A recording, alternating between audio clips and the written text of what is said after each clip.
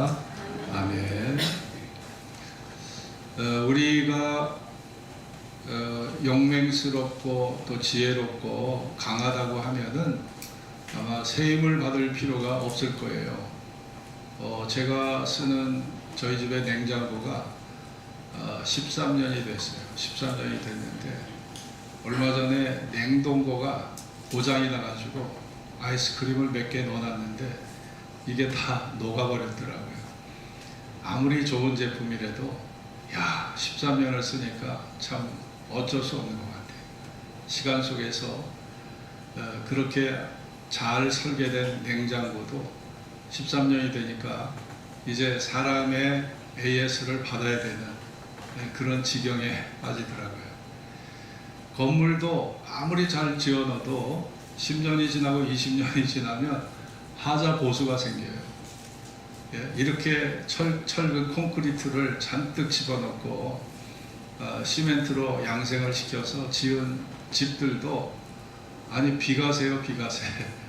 비가 새고 또 뭐 문틀에서 또 고장이 나서 문이 잘 안 닫히고 뭐 별의별 하자가 다 생깁니다. 그러면 인간은 하자가 없을까요? 네, 우리들도 하자가 생겨요. 하다 보면 판단 미스, 판단 착오로 그릇된 선택을 할 수도 있고 또 실패를 경험하기도 하고요. 또 열심히 살아왔던 것이 돌아보면 참 허망하게 느껴지기도 하고 그래서 별의별 인간이 그런 정신적 감상에 빠질 때가 있습니다. 오늘 이 본문에 보면 소년이라도 피곤하며 곤비하며 장정이라도 넘어지며 자빠진다. 우리 아이들 보면은 아이들은 정말 지치지 않아요. 얼마나 열심히인지. 그래서 부모들이 아이들을 보고 있으면 막 정신이 사나워요. 어른들이 보고 있다 보면. 그래서 아이들에게 늘 주문하는 게 뭐예요? 야야야야야 좀 가만히 좀 있어라.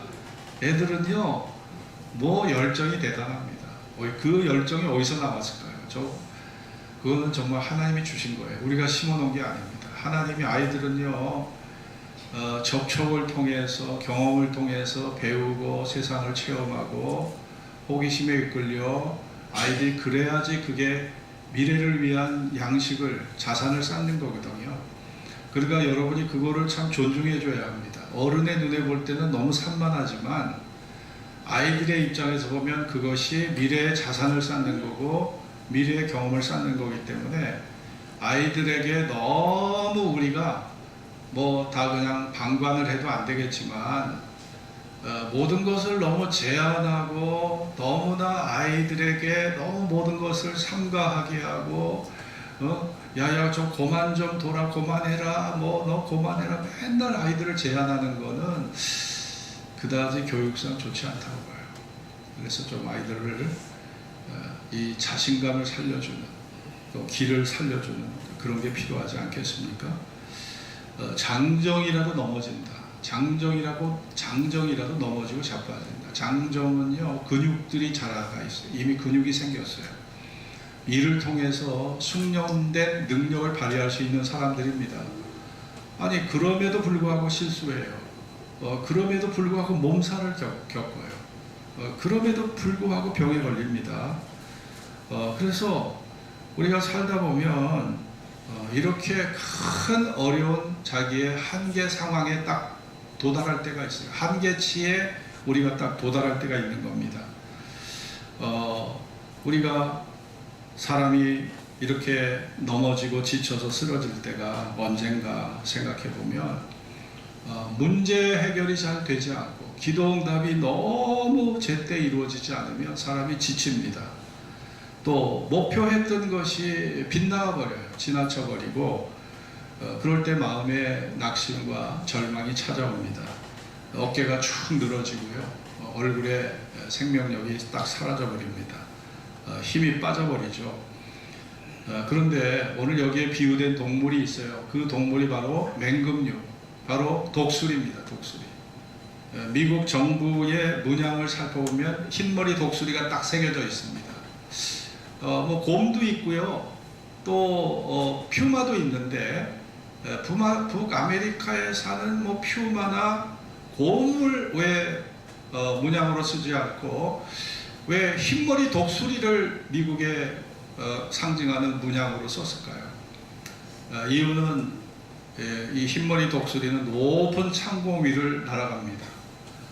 그리고 시력이 2.0이 넘어요. 그걸로 저 온 세계를 돌아보면서 꿰뚫어보고 높은 창공을 나르면서 엄청난 시야를 갖고 있어요. 그렇기 때문에 이 지치지 않는 열정이 독수리에게 있다고 생각하니까 그거를 미국을 대표하는 문양에 딱 새겨 넣은 거죠. 남미에 보면 콘도르가 있습니다.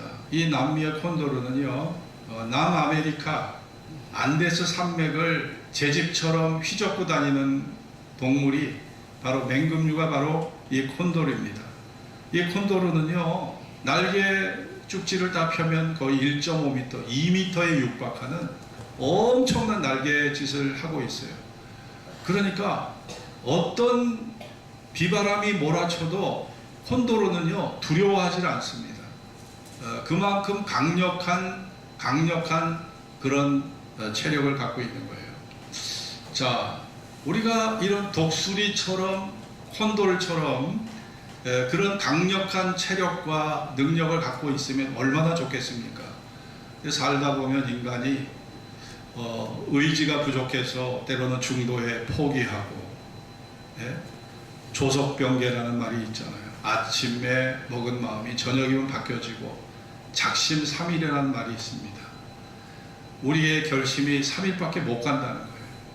예수님께서도 너희가 마음은 원이로되 육신이 약하도다. 마음은 원하지만 참 육신이 약해서 내 말을 너희가 지킬 수가 없구나. 주님이 그런 말씀을 하셨습니다. 자, 인간에게는 한계가 있는 거예요. 만일 이런 한계치가 없다면 아마 우리가 하나님 앞에 나올 동기, 신앙의 동기가 생겨지지 않았겠죠. 다윗은 왕이 되기까지 15년의 방랑 생활을 보냈습니다. 사울왕이 자기를 공연히 미워하는 거예요. 이 증오에 사로잡힌 사울왕이 끝없이 추적을 합니다. 끝없이 추격을 해서 다윗을 죽이려고 해요. 한 번은 다윗이 아둘람 굴에 깊이 거기에 숨어 있는데 사울왕이요, 신하들과 같이 이 다윗을 죽이려고 추격하다가 용변이 내려왔어요. 대변을 보기 위해서 그 신하들 앞에 바지를 벗을 수가 없잖아요. 굴 속으로 들어온 거예요. 그 안에 다윗의 무리가 숨어 있다는 걸 모르고 굴 속에 들어가 버린 거예요. 바지를 내리고 용변을 보는데 그 캄캄한 어둠 속에 다윗의 무리들이 소곤소곤 얘기합니다. 거기에 다윗의 신하가 말합니다. 하나님께서 우리에게 주신 기회니까 저 원수를 죽여버립시다. 우리가 왜 저 사람 때문에 이 고생을 해야 됩니까? 원수를 죽여버립시다. 지금이 바로 기회입니다. 하나님이 주신 기회입니다. 그때 다윗이 뭐라고 얘기했습니까? 하나님께서 기름 부은 자를 내가 어찌 손을 댈 수 있느냐. 그러면서 그 옷만 베라고 그랬어요. 그 바지를 내리고 옷을, 용변을 보니까 그 옷감을 칼로다가 도려서 그거를 딱 취하게 된 거예요. 그 용변을 보고 자기는 아무 일이 없다는 듯이 다시 밖으로 나간 그 사울 앞에 다윗이 등장합니다. 왕이시여, 왕이시여 하면서 제가 도대체 뭘 잘못했길래 나를 죽이려고 하십니까? 하면서 사울왕의 옷에서 잘라낸 그 조각을 보여줍니다. 이거를 보십시오. 사울왕이 움찔해서 보니까 자기 옷깃이 잘라져 있는 거예요. 하나님이 만일 내가 당신을 미워한다면 내가 당신을 용변을 볼 때 죽일 수 있었을 겁니다. 그러나 당신은 내가 당신에게 원한이 1%도 없는데, 그래서 나는 이것이 세상 사람들의 눈에는 기회라고 볼 수 있지만, 원수를 멸하라고 하는 기회라고 볼 수 있지만 저는 그렇게 생각하지 않습니다. 그러면서 다윗이요, 사울에게 그런 관용의 자세로 대했어요. 그런 무자비한 세월 15년을 다윗이 견디다가 마침내 30세의 나이에 왕이 되거든요. 그런데 여러분, 요셉도 애굽의 총리가 되기까지 13년의 고생, 정말 그런 13년의 고생하는 세월이 있었잖아요. 11년 동안에 그다음 종의 보디발의 집에서 종살이를 2년 동안 옥살이를 했죠. 그러니까 13년의 고생한 세월이 있었고, 다윗도 15년의 세월이 있었거든요. 그런데 여러분 보세요. 정말 다윗의 시를 보면 하나님께서 정말 다윗을 끝까지 지켜주지 않으셨다면 아마 중간에 다 지쳐버렸을 거예요. 도망 다니다가 지쳐버렸을 거예요. 야, 하나님이 왜 나에겐 이런 가혹한 시련을 주실까?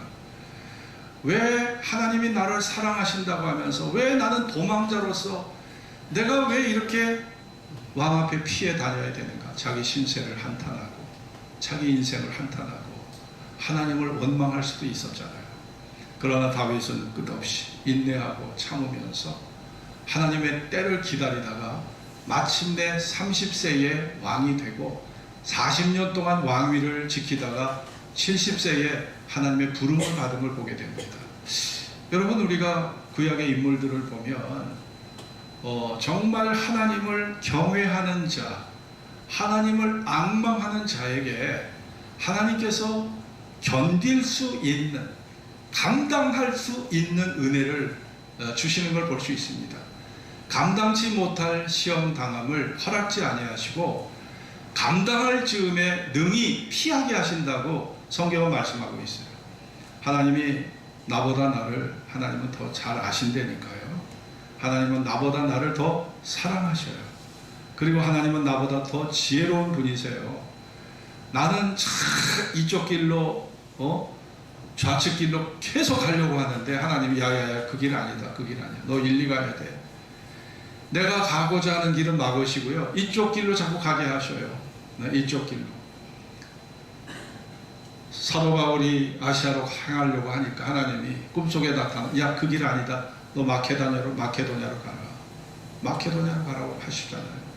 그래서 빌립보, 에베소, 골로새 쪽으로 가게 된 거 아닙니까? 자, 아시아 쪽으로 갔으면 아시아의 복음이 먼저 들어왔을 거예요. 그런데 그때 당시에 아시아는 복음을 받아들일 준비가 전혀 안 됐어요. 사도 바울은 그걸 몰랐어요. 만일 아시아로 갔다면은 아마 끝없는 장애 요소와 끝없는 반대 세력 때문에 아마 처참하게 선교 계획이 다 무너져서 선교를 별로 하지도 못하고 그냥 선교 사역이 그냥 끝나버렸을 거예요. 그러나 하나님의 방향 전환을 마케도냐로 하게 하셨기 때문에 유럽에 먼저 복음이 증거돼서 유럽을 통해서 다시 아시아로 복음이 들어오도록, 그 당시만 해도 아시아는 아직 마음의 준비가 안 돼 있는 것을 하나님이 아셨기 때문에 방향을 확 틀어버리신 것을 우리가 보게 됩니다. 그러니 여러분, 하나님은 우리보다 지혜로우신 분이에요. 그러므로 우리에게는 두 날개가 있습니다. 말씀과 기도라고 하는 두 날개. 독수리가 두 날개로 날아오르듯이 우리가 새 힘을 얻어서 날아오를 수 있는 것은 말씀과 기도를 통해서 우리가 날아오르는 거예요. 그 말씀과 기도가 힘이 돼서 그것이 우리에게 삶의 에너지가 되고 삶의 기운이 돼서, 여러분, 비행기가 양력을 받아야 날아오르듯이 기도와 말씀의 양력을 받아야 우리가 거기에서 날아오를 수 있는 겁니다. 영국의 탐험가 선교사였던 리빙스턴이 아프리카에서 16년을 보낸 후에 영국의 글래스고 대학에서 강연을 하게 됩니다. 선교 보고 및 강연을 하게 되는데, 한 기자가 리빙스턴에게 물어봤어요. 선교사님, 당신은 그 16년에 그 아프리카 원주민을 상대하고 죽음의 위기를 겪고 그렇게 치열한 삶의 치열한 상황 속에서 어떻게 그 위기를 극복할 수 있었습니까? 라고 질문을 했을 때 리빙스턴의 답이 그거였습니다. 저를 지탱해 준 것은 하나님의 말씀입니다. 내가 너를 고아와 같이 버려두지 아니하고 너에게 오리라는 말씀. 내가 세상 끝날까지 항상 너와 함께 하리라는 그 말씀이 16년 동안 저를 지탱해 준 그런 말씀이었습니다라고 고백을 한 거를 볼 수 있어요. 여러분, 엘리야가 바알 선지자가 싸우고 낙심해서 오히려 자기가 승리에 도취돼서 이제는 아합도 무릎을 꿇고 이세벨도 무릎을 꿇고 이제는 우상을 버리고 하나님께로 돌아오겠다고 그렇게 회개할 줄 알았는데, 아니 목숨 걸고 종교 대결을 벌였는데 상황의 진전은 하나도 보이지 않고 오히려 저들의 마음이 더 강팍해져 있어요. 더 완악해져 있어요. 오히려 상황이 변한 것이 아니라 상황이 더 오히려 불리하게 돌아가는 걸 보고 엘리야의 마음에 낙심이 확 들어왔습니다. 야, 이거 내가 죽을 고생을 해서 목숨을 걸고 종교 대결을 벌였는데 결과가 이 꼴이야. 야, 하나님 해도 너무합니다. 하나님 도대체 이게 뭡니까? 이게 뭡니까? 엘리야는요, 모든 게 다 그냥 실패로 돌아갔다고 생각을 한 거예요.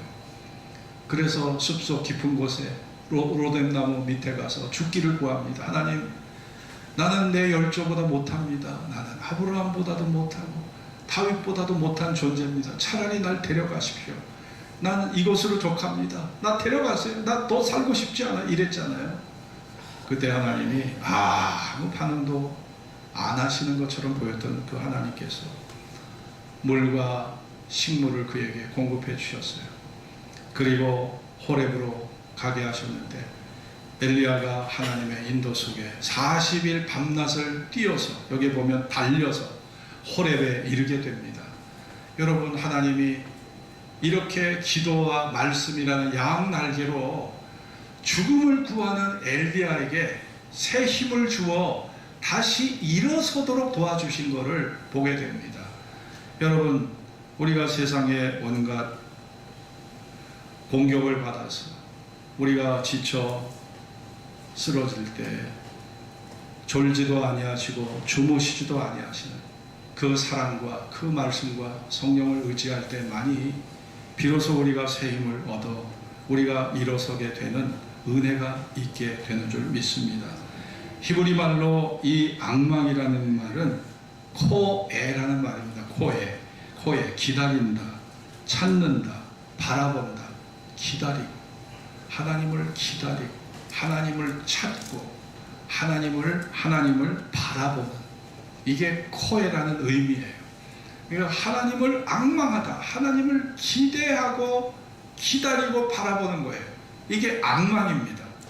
너무 간절히 기다리는, 자, 그런 자세로 하나님을 의지한다는 것입니다. 시편 25편에 보면 내가 종일 주를 바라보나이다.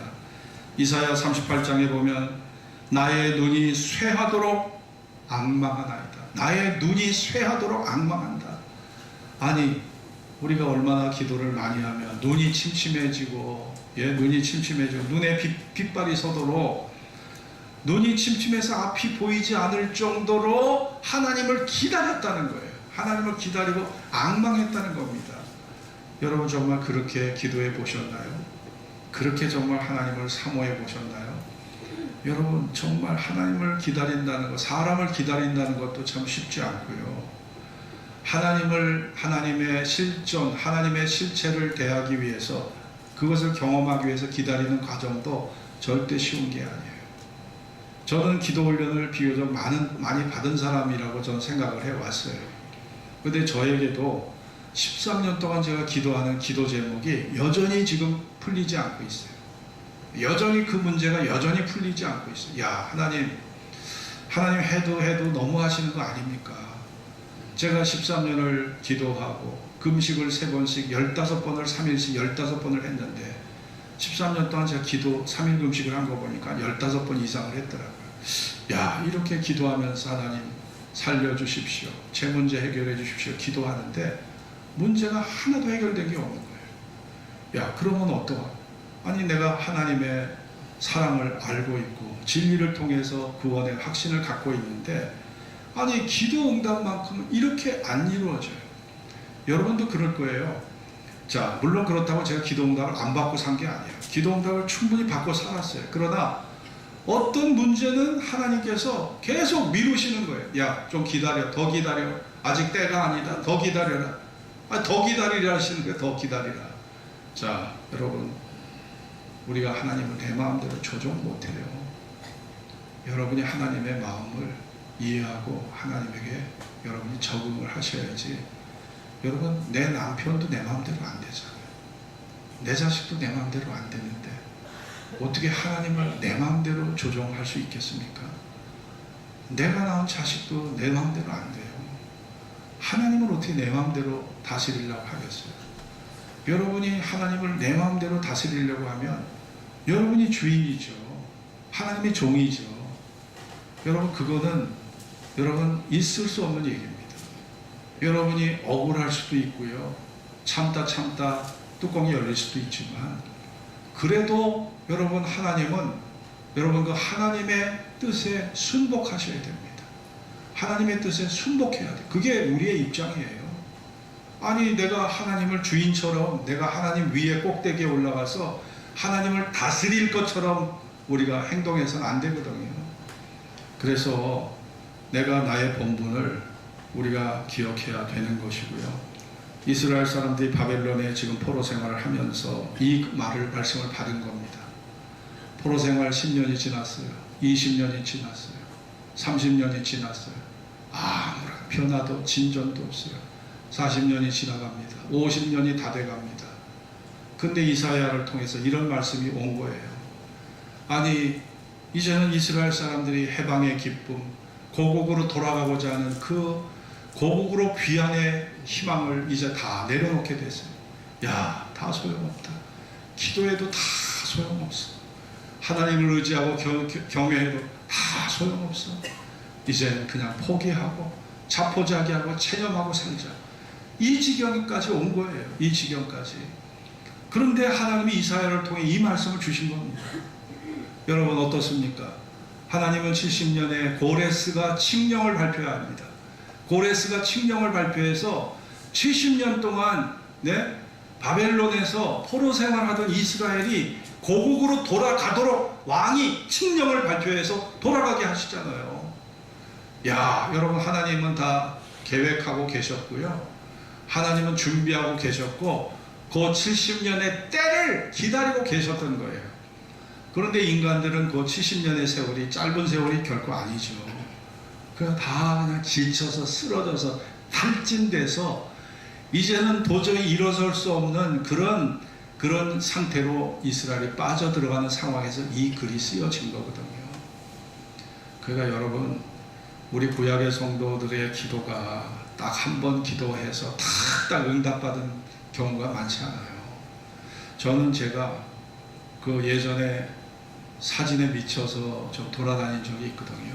그때 제가 공룡능선이 뭔지도 모르고 제가 희운각 대피소에 하루 전에 올라가서 거기서 잠을 잤어요.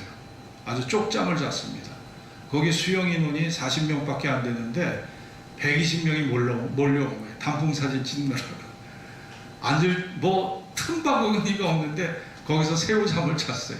새우잠을 자고 새벽에 6시에 일어나갖고 물을요 500ml 딱 2개를 갖고 공룡능선을 넘는다고 갔는데 고개 한 2고개 넘어가, 이 공룡능선 이게 12고개입니다. 이게 12고개예요. 얼마나 그런데 제가 거기 마등령 입구에서 이미 물을 다 소진하고 중간에서 물을 얻어 먹었는데도 물이 다 떨어 탈진 증세가 오는 거예요. 이미 해가 기울어 버렸어요. 그때 당시 벌써 시간이 벌써 7시, 8시가 돼요. 겨울철, 가을철이니까, 늦가을이니까. 야, 죽겠더라. 하나님 살려주십시오. 살려주십시오. 저 한 걸음도 내딛기가 어려운데 살려달라는 기도만 하는데 제 귀에 어디에서 물이 똑똑똑 떨어지는 소리가 들려요. 근데 그 마등령 그 산등성 위에 바위 틈바구니에서 물이 떨어지고 있는 거예요. 그래서 제가 빈 그 물병에다가 그 물을 받아 마시면서 제가 비선대까지 내려온 적이 있거든요.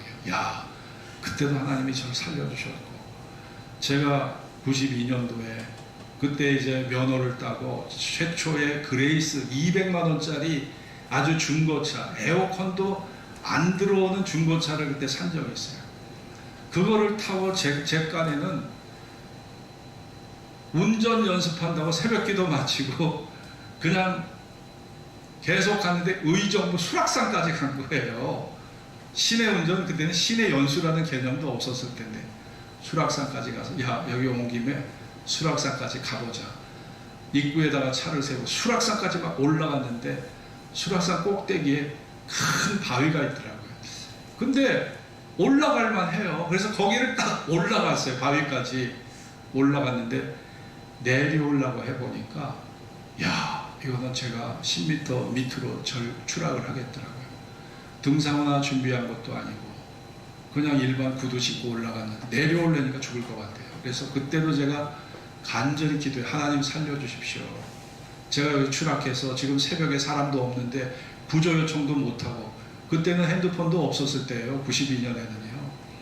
그래서 제가 간절히 기도했는데 하나님이요, 그 10m 절벽을 무사히 정말 발가락 하나 상하지 않도록 내려오게 하셨어요. 제가 그런 경험이 저에게, 제가 이게 과거의 경험을 살펴보니까 그런 경험이 저에게 5번이 있더라고요.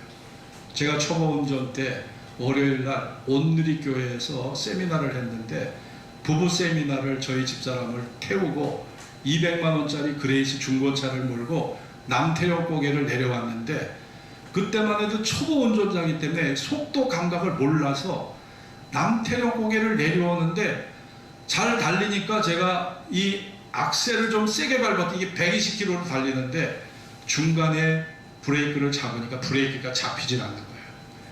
근데 저 앞에 빨간불이 딱 켜지면서 모든 차들이 딱 정차를 하는 거예요. 그런데 제 차가요 120km를 막 내달립니다. 중간에 브레이크를 잡는데 브레이크가 안 잡히는 거예요. 야, 주여! 하면서 막 그냥 간절히, 우리 집사람 옆에 뭐가 이런 상황이 뭔지도 모르고 안전벨트도 안 매고 그냥 이러고 있는데 같이 죽을 뻔했어요. 그런데 하나님이 다행스럽게 제 차 브레이크가 안 잡혔는데, 차들이 그래도 양이 많지 않아서 많은 차가 없었기 때문에 이 갓길로 이렇게 붙어가지고 쭉 내려가다 보니까 거기 군부대가 있어요. 이 차가 군부대 앞에 딱 섰어요. 다행스럽게. 안 그랬으면 제가 앞에 차 추돌해서 그 앞에 차 사람 다 죽고 우리 집사람도 죽고 저도 죽었을 거예요. 그게 92년도의 일입니다. 아니, 제가 살펴보니까 제가 목숨의 위기를 겪은 일들이 한 5차례가 되더라고요. 야, 이게 다 하나님의 은혜지. 돌아보니까 내가 13년 기도응답 못 받고 있는 것만 생각하면 저는 부정적인 생각으로 하나님을 원망할 수밖에 없지만, 야, 내가 은혜 받고 산 거 있잖아. 5번이나 하나님 죽을 목숨에서 나를 건져주셨는데 저를 타이르고 있어요, 제가. 그리고 생각해 보세요. 자, 같이 한번 따라해 봅시다. 하나님께서는 십자가의 희생으로 모든 것을 보상해 주셨다. 뭐 억울한 거, 네, 지쳐 있는 거, 네, 이루어지지 않는 소원, 네, 달성되지 않은 목표, 우리가 추구했던 모든 아름다운 가치들, 그거를 다 얻지 못했다 할지라도, 여러분, 예수님 그 아들을 보내셔서 십자가의 죽음으로 하나님의 사랑과 그 은혜로 여러분과 저에게 충분히 하나님은 보상해 주셨습니다. 그걸로 충분히 보상해 주신 거예요. 그렇기 때문에 우리가 사소한 문제가 없을 수 없어요. 사소한 문제가 없을 수 없지만 하나님은 십자가로 그 하나님의 사랑으로 충분히 보상해 주셨다는 사실을 우리가 절대로 잊어서는 안 된다고 저는 생각을 합니다. 여러분, 우리가 폴 트립이라는 사람이 고난이라는 글을 썼어요. 우리가 싸워야 할 대상은 우리가 당하는 고난이 아니라 그 고난이 우리 마음에 미치는 영향이라고 말합니다. 고난은 우리의 믿음을 약화시켜요. 하나님의 선하심과 능력을 의심하게 만든다고 그는 말합니다. 우리의 삶을 그릇된 방향으로 몰고 갈 수 있고요. 고난이. 따라서 고난을 당할 때 의심이 내 마음에서 일어나면 그 의심과 힘써 싸워야 된다는 거예요. 내가 말씀과 성령의 은혜를 입어서 그 말씀의 지식으로 나를 타일르고요. 나를 갖다가 내가 나를 조정해야 돼요. 나를 관리하지 않으면 그 의심과 불신의 세력이 일어나서 불신의 세력이 나의 믿음을 갖다가 좌초시킬 수 있다는 거예요. 우리는 이 싸움을 우리 홀로 감당하지 않는다. 자신의 목숨을 내어주신 주님의 임재와 능력이 우리와 함께하기 때문이다. 이 타락한 세상에서 아무런 상황에 처하더라도 우리는 반드시 이길 수 있다라고 이 폴 트립이라는 사람은 고난이란 글에서 밝히고 있습니다. 토마스 쿠퍼라는 사람은 엘리자베스 1세 여왕 때 사전학자로 유명한 사람입니다. 이 박사가 8년에 걸쳐서 방대한 자료의 그 영안 사전을 집필하기 위해서 이거를 갖다가 발행하기 위해서 엄청난 방대한 자료를 수집했어요. 그런데 이 귀중한 자료를 그가 집을 비운 사이에 그의 아내가 이걸 갖다가 벽난로에 다 집어 다 불태워버린 거예요. 왜 그랬을까요? 히스테리를 앓고 있었어요.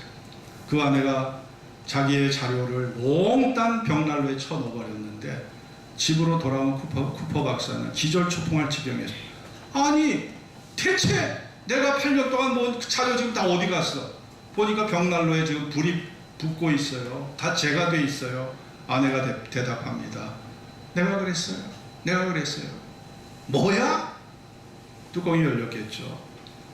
당신이 그 일에만 몰두하다가 세상 잃어버리고 나라는 존재도 없어지고 가정도 모르고 그래서 8년 동안 모은 모든 자료들을 다 불태워버렸다는 거예요. 야, 기가 막힐 노릇입니다. 아내의 말에 쿠퍼가 한숨과 절망과 눈물이 막 솟구쳐 났어요. 솟구쳐 오릅니다. 그런데 쿠퍼가 생각하면서 어떤 말을 했을까요? 따라해 봅시다. 당신이 오라. 나에게 최소한 8년 이상은 살아야 될 명분을 당신이 주었네. 야, 8년 동안 모은 자료 다시 모으려면 8년이 걸리잖아요. 당신이 나에게 8년을 더 살 수 있는 명분을 주었네. 그러면서 쿠퍼가 조용히 자기 서재로 들어가 즉시 그 다음부터 자료 수집에 다시 매달려서 처음부터 다시 시작해서 그 인내와 열정으로 다시 8년이 걸렸대요. 그리고 무려 33,000단어의 바로 영어 대사전을 편찬하기에 이르게 됐다는 겁니다. 여러분, 많은 사람들이요 살다 보면은 이런 시련을 겪습니다. 본의 아닌 시련을 겪어요. 이런 시련 앞에 당황하지 않고 침착하게 그거를 그냥 자연스럽게 넘길 사람들이 그렇게 많지 않습니다. 많은 사람들은 그런 실패와 좌절 앞에 넘어지고 절망하고 낙심합니다. 시편 42편 11절에도 다윗은 고백합니다. 내 영혼아 어찌하여 낭망하며 어찌하여 내 속에서 불안하여 하는고 너는 하나님을 바라라. 나는 내 얼굴을 도우시는 내 하나님을 오히려 찬송하리로다. 따라해 봅시다. 너는 하나님을 바라라. 자, 이거는 하나님을 앙망하라는 말입니다. 앙망하라의 뜻 자체가 코에입니다. 코에가 기다린다, 찾는다, 바란다는 뜻이거든요. 앙망한다는 것이. 하나님을 바라라. 하나님을 앙망하라는 거예요. 앙망하라. 제가 예전에 BBC 다큐멘터리를 보니까 이 히말라야 산맥에 사는 두루미가요, 이제 산란을 하기 위해서 북쪽으로 산을 넘어가야 돼요. 그런데 히말라야 산이 좀 높습니까? 고도가 8,000m입니다. 8,000m 14자가 있고 지금은 이제 16자가 있는데 이 16자를 넘어간다는 게 이게 두루미에게도 쉬운 일이 아니에요. 8,000m급 고도에는요 제트 기류가 흐릅니다. 제트 기류가 흘러요.